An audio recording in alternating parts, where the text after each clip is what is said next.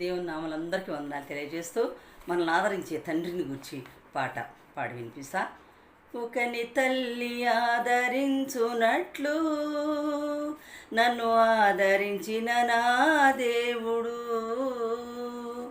ఒకని తల్లి ఆదరించునట్లు నన్ను ఆదరించిన నా దేవుడు. ఒకసారి నేను నీ మంద నుండి నే తప్పిపోయిన వేళ,